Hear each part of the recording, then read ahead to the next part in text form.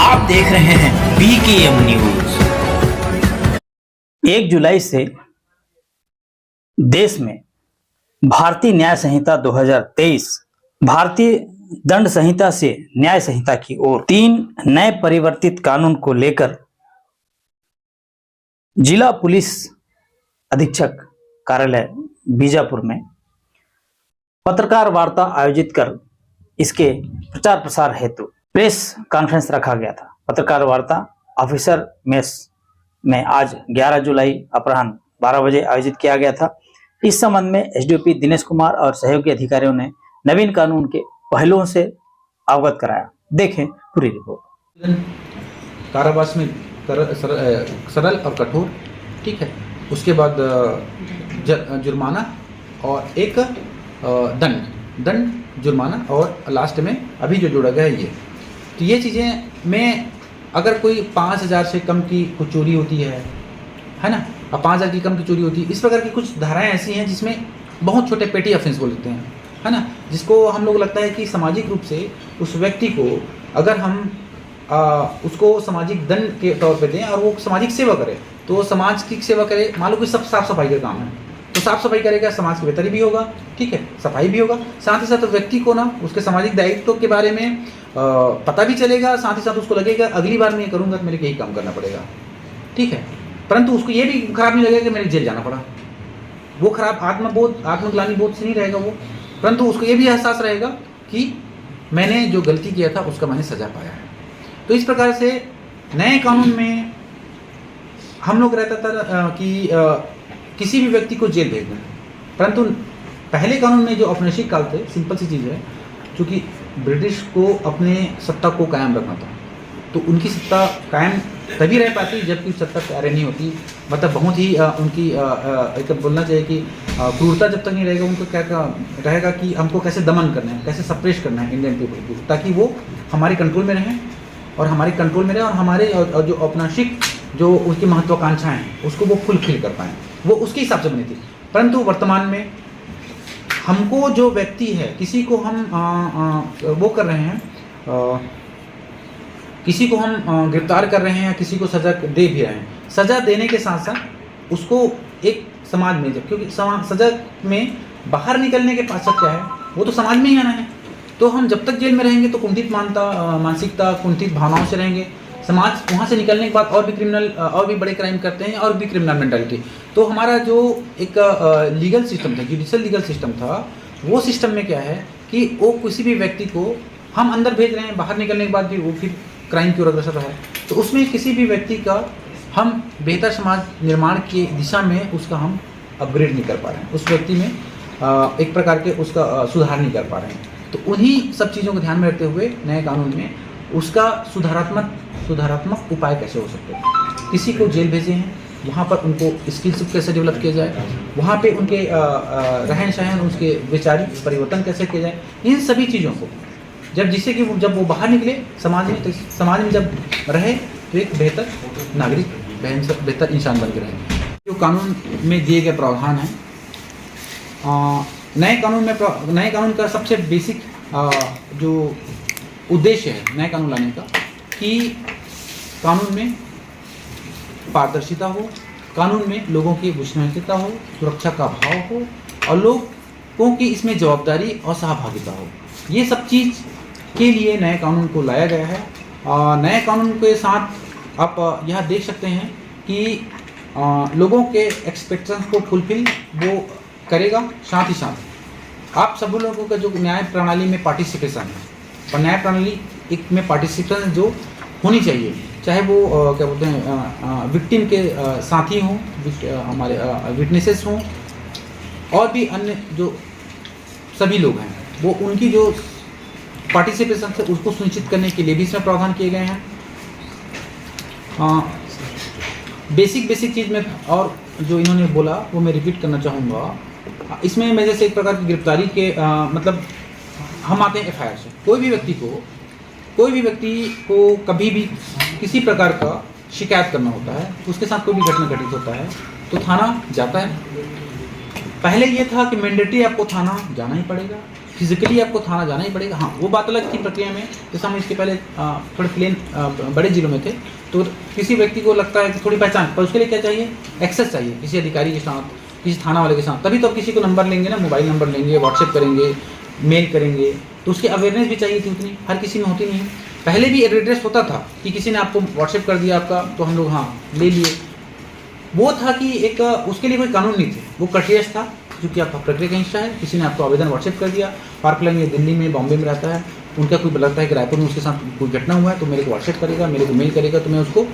लेके अपने शिकायत रजिस्टर में लेके, मैं उसमें भी उस पहले भी हम लोग किया करते थे, ठीक है, उसको प्रॉपर अपने प्रक्रिया में लेके। परंतु वो एक प्रकार के मैंडेटरी जैसा नहीं था, ठीक है, उसको अब मैंडेटरी करके दिया गया है। मैंडेटरी इनफैक्ट ऐसा कि टाइम बाउंड कर दिया गया है कि कोई भी व्यक्ति अगर यहाँ पे फिजिकली आपके पास जाता है, तो वो तो अगर उस घटना थाना क्षेत्र का है, तो वो तो मैंडेट तत्काल उसमें अपराध पंजीबद्ध करेगा, प्रक्रिया मिलेगा। उसको लगता है कि उस थाने क्षेत्र का नहीं है, घटनास्थल कहीं और है, तो वो क्या करेगा, तत्काल 0 में फायर करेगा, संबंधित थानों को प्रेषित करेगा, अपने वरिष्ठ अधिकारी जो फर्स्ट सुपरवाइजरी ऑफिसर है डीएसपी, उसको बताएगा और संबंधित थानों को प्रेषित करेगा। और उसके लिए पहले क्या था, पहले भी प्रक्रिया थी, पर उसमें टाइम बाउंड नहीं था। अभी ये सब 3 दिवस के भीतर कंप्लीट हो जाना चाहिए, पहली बात। दूसरी बात, पहले ये नहीं था कि मैंने 0 में, जैसे मुझे लगा रायपुर में किसी के साथ कुछ घटना हुआ है, वो व्यक्ति यहाँ रहता है, वो वहाँ जा नहीं सकता है, तो यहाँ पर एफआईआर करता था, पहले भी 0 के एफआईआर थे, परंतु पहले के 0 के एफआईआर को भेजा जाता था रायपुर में, वो टाइम बाउंड नहीं था, परंतु अब निश्चित समय अवधि में वो हो जाएगा। साथ ही साथ बीजापुर से मैं किसी को रायपुर भेजता हूँ, मेरी डायरी कर जाती है, 0 में एफआईआर हो जाती है, तो वो रायपुर वाला मुझे अवगत कराएगा टाइम में, प्रगति से मुझे, उसके प्रगति से मुझे अवगत कराएगा कि उसमें कितनी कार्रवाई हुई। पहले ये नहीं होता था, जिससे कि कोई विक्टिम है जिसको मैं फर्स्ट हैंड इन्फॉर्मेशन यहाँ से दे सकता हूँ कि आपके मामले में क्या प्रगति हुई है।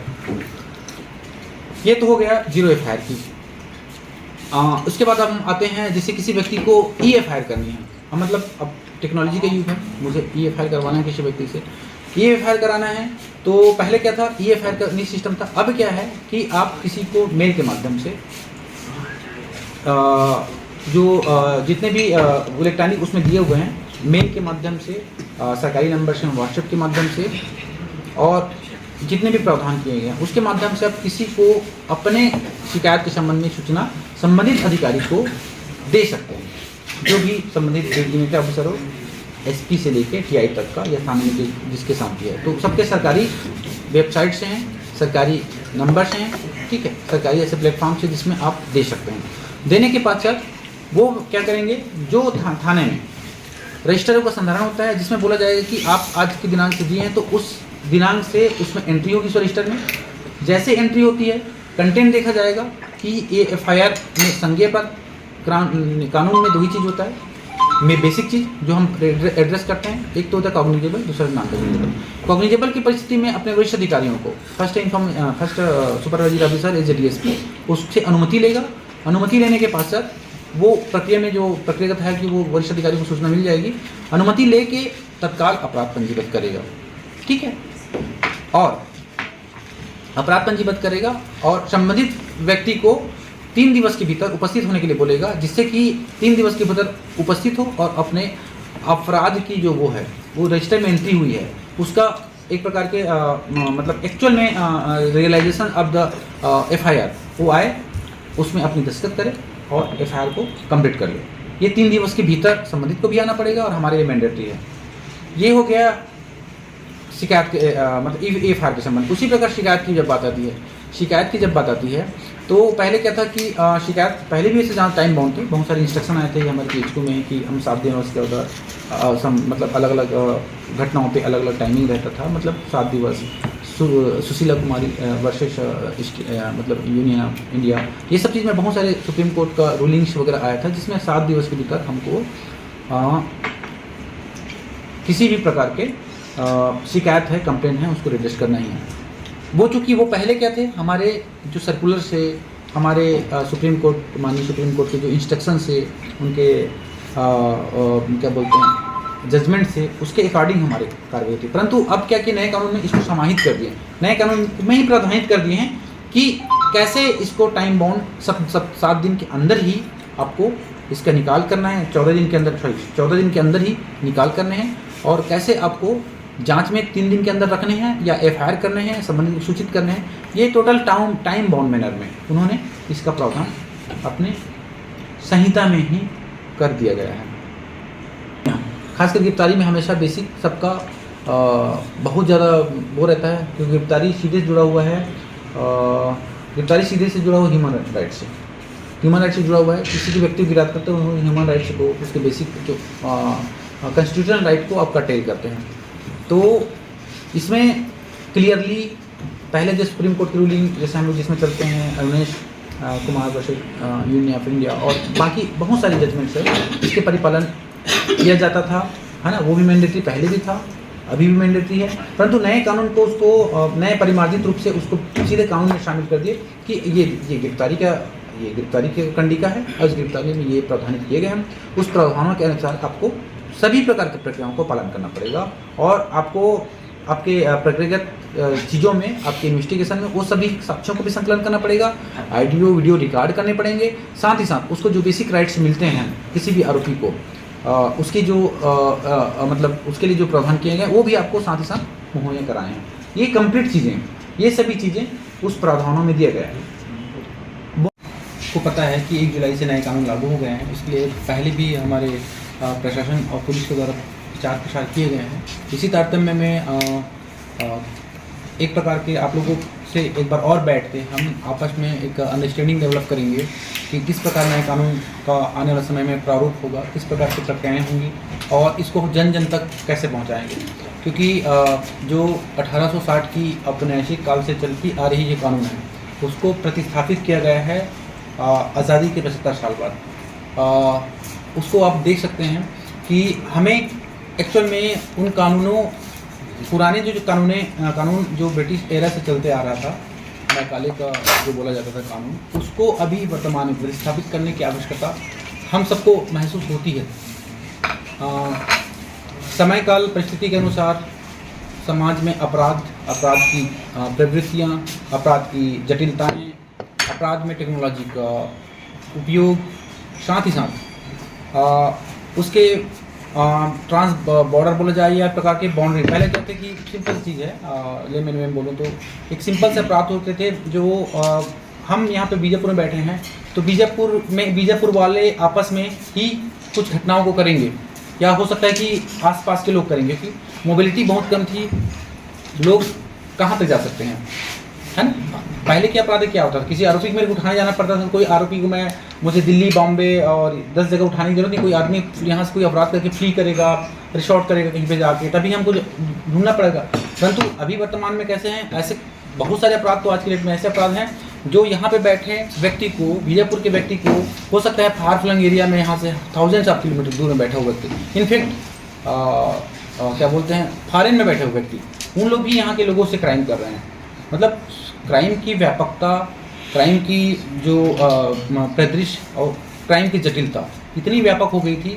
साथ ही साथ कोई भी जब समाज अपना रूप लेता है, वर्तमान में एक बोलना चाहिए कि नोमैडिक कल्चर से लेकर वर्तमान तक आए हैं, टेक्नोलॉजी युग तक, तो उस परिस्थिति में आप समझ सकते हैं कि पहले लोगों के जो अधिकार थे, इंटाइटलमेंट्स थे, वो बहुत लिमिटेड थे। आप सभी लोग देख रहे हैं कि क्या होता है, जैसे जैसे समाज ग्रो करता है, ठीक है, उसी प्रकार के लोगों के एक्सपेक्टेशंस भी बढ़ते हैं। लोगों के शासन के प्रति, प्रशासन के प्रति, जो जुडिशियल सिस्टम के प्रति लोगों के एक्सपेक्टेशन बढ़ते हैं कि मतलब मेरे को जो यहाँ पे मेरे जो राइट्स हैं, है ना, वो राइट्स समय पे समय टाइम बाउंड मिल रहा है, नहीं मिल रहा है, या मुझे जो मेरे अधिकार हैं उसको गवर्नमेंट है वो आपको दिला रही है, नहीं दिला रही है। तो एक चीज़ तो ये हो गई कि समाज में मतलब एक प्रकार की जागरूकता की भावना, लोग में पढ़े लिखे आ रहे हैं। तो अब किसी को पहले क्या था कि आप लोग समाज से देख रहे हैं कि किसी भी व्यक्ति को उठाते भी थे, बिठाते थे भी, और मतलब बहुत सारी ऐसी चीज़ें थी जो घटनाएं, मतलब जो हम लोग किसी ऊपर कार्रवाई कर रही हैं, हमारी पुलिस कार्रवाई कर रही है, और हो सकता है कि लोगों को जो मतलब वो अपने अधिकारों के प्रति जागरूक नहीं है, तो उनको अधिकार के जो इंटाइटलमेंट्स हैं उनको हम लोग उपलब्ध नहीं करा पाए हैं। परंतु वैसी परिस्थितियाँ अब नहीं हैं। मीडिया है, आप सब हैं, सोशल मीडिया है, उसके अलावा बहुत सारे सोशल ऑर्गेनाइजेशंस हैं और बहुत सारे ऐसे फैक्टर्स हैं जो लोगों को जागरूक कर रही है, लोगों को उनके अधिकारों के प्रति जागरूक कर रही है और लोगों के समझ विकसित कर रही है कि आप जरूर आप या तो विक्टिम हैं या विक्टिम हैं तो आपके साथ कैसे जस्टिस होना चाहिए,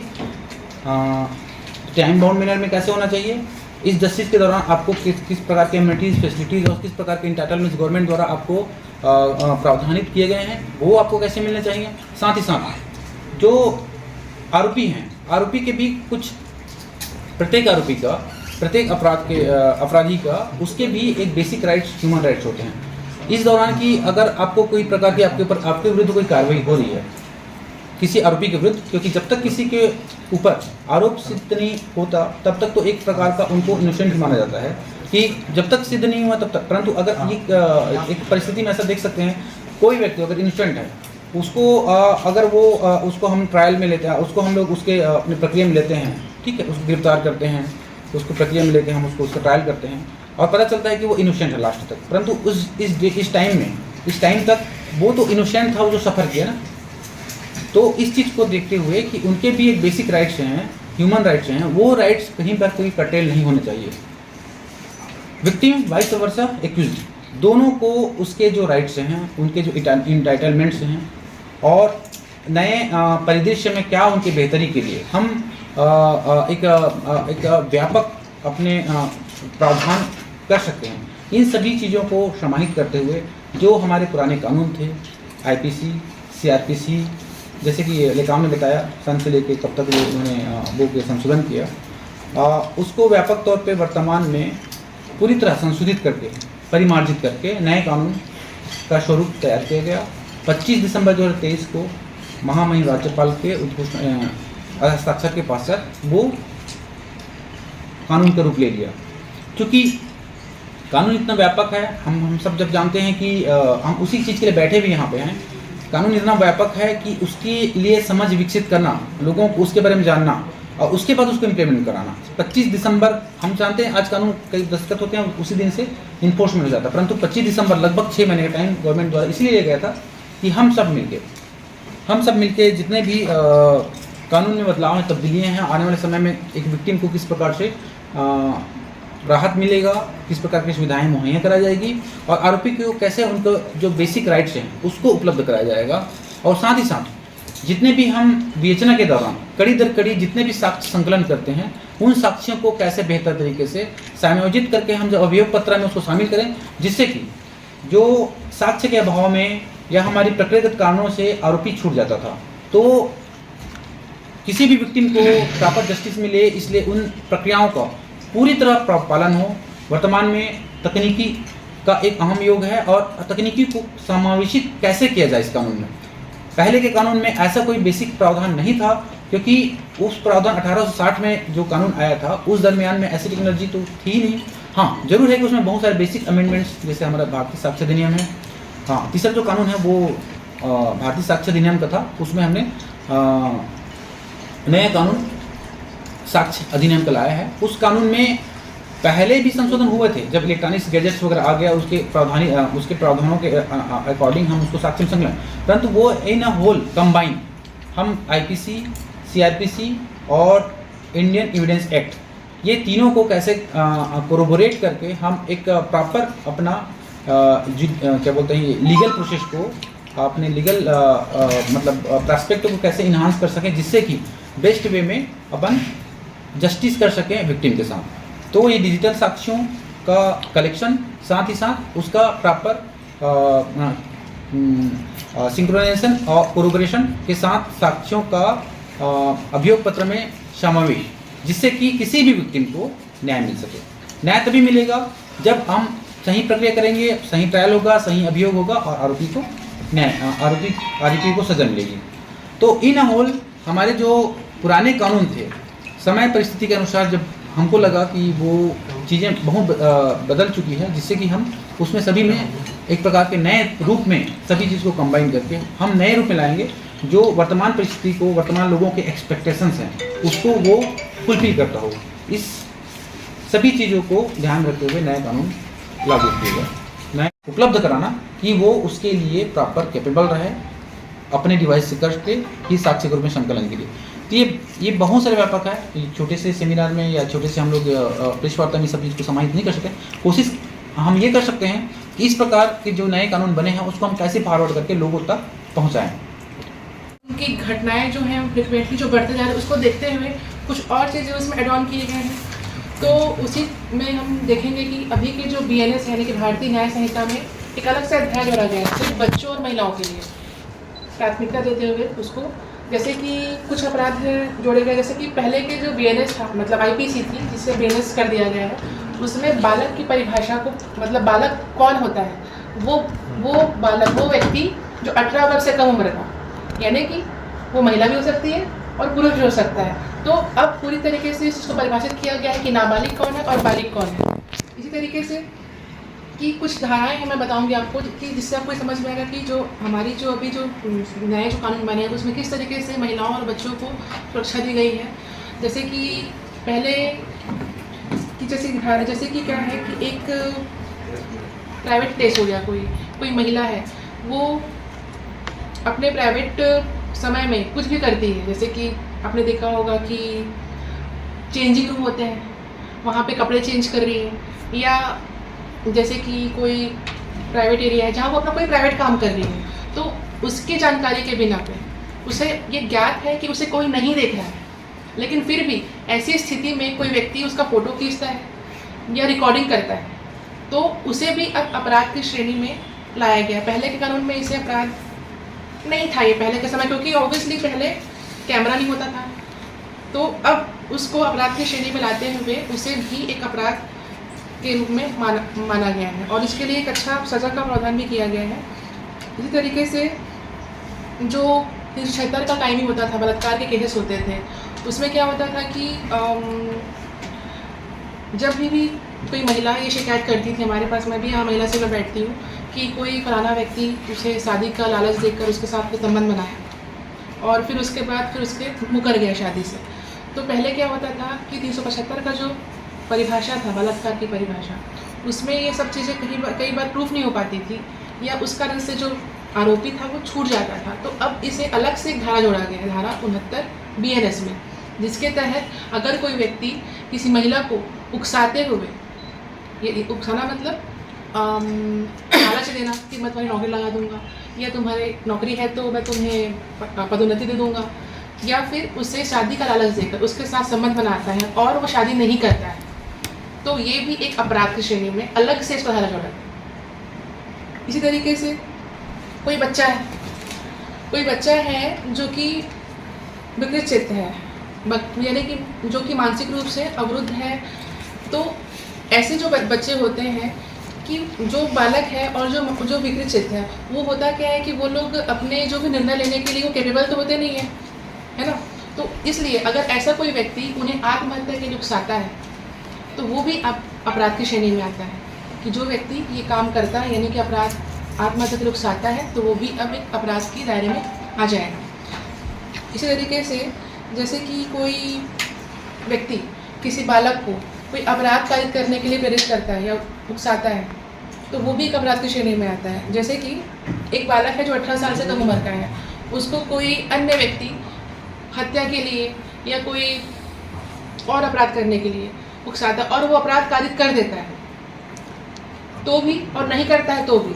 तो अगर कारित करता है तो हत्या के लिए और नहीं कारित करता है तो उकसावे के लिए, दुष्कर्म के लिए, वो एक अलग से अपराध कायमी होगी और उसके तहत उस व्यक्ति को सजा मिलेगी।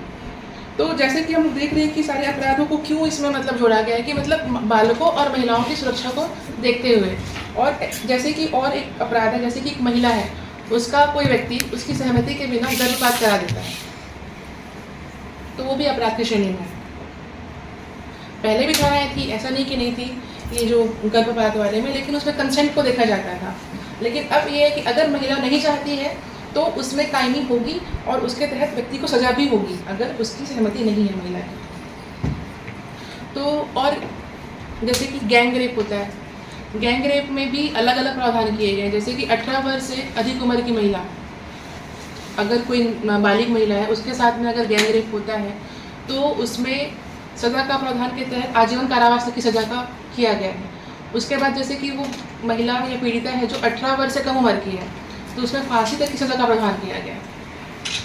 और वही अगर वो महिला 12 वर्ष से भी कम उम्र की है तो उसमें मृत्युदंड को मस्ट किया गया है। देन इसमें मेरे बोलने का आशय, बताने का आशय ये है कि पहले भी ये क्राइम थे, सज़ा पहले भी थी, लेकिन अब उसको एक्सपांड किया गया है क्योंकि पहले धाराएं तो थी और अपराध भी थे और उसमें सज़ा भी थी, लेकिन फिर भी उसमें कमी नहीं थी और उसमें उत्तरोत्तर जो वृद्धि होती जा रही थी। और उसी को देखते हुए इस अपराध में जो दंड का जो प्रावधान को और कठोर किया गया है।